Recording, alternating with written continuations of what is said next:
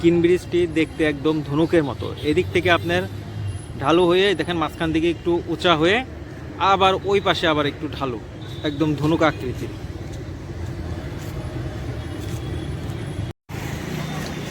এইটা হচ্ছে Sylhet circuit house. এই সার্কিট হাউসের ঠিক অপোজিটই হচ্ছে এই কিন ব্রিজ।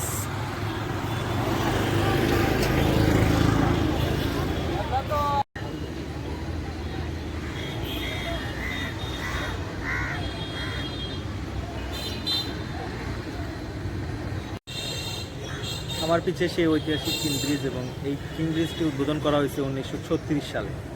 এই ব্রিজটি নির্মাণ করা হয়েছিল স্যার মাইকেল কিন এর নামে। তিনি ছিলেন সেই সময়কার আইরিশ গভর্নর। তার নাম অনুসারেই এই ব্রিজের নামকরণ করা হয়েছে কিন ব্রিজ।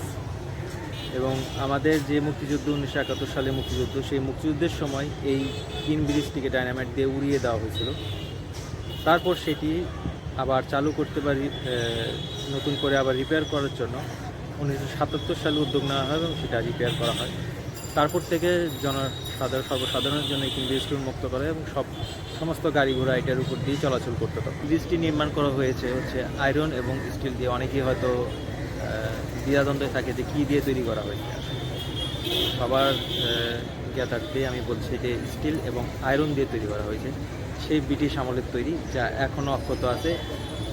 একমাত্র মুক্তিযুদ্ধের সময়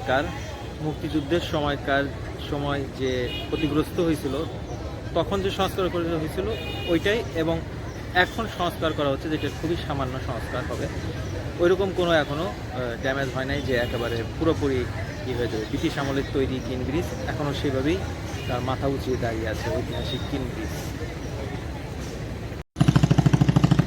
কিন ব্রিজের তল দিয়ে দেখেন কি সুন্দর নৌকা যাতায়াত করতেছে, বিভিন্ন ট্রলার। এগুলো আর কি দৃষ্টিনন্দন। বিকালবেলায় যদি আসেন খুবই উপভোগ্য হয় আর কি।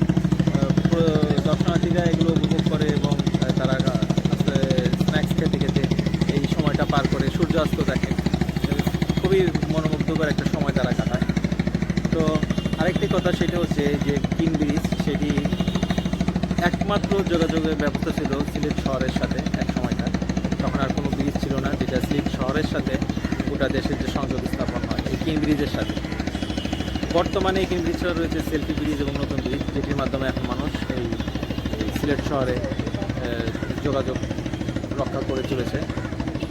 যাই কিন ব্রিজ এক সময়কার যে গুরুত্বপূর্ণ মানুষের যে একটা যাতায়াত যোগাযোগ মাধ্যম ছিল, সেটি এখন কিছুটা হলেও কমে এসেছে। কিন্তু এখন এটা তার ঐতিহ্য কিন্তু এখনও কমেনি।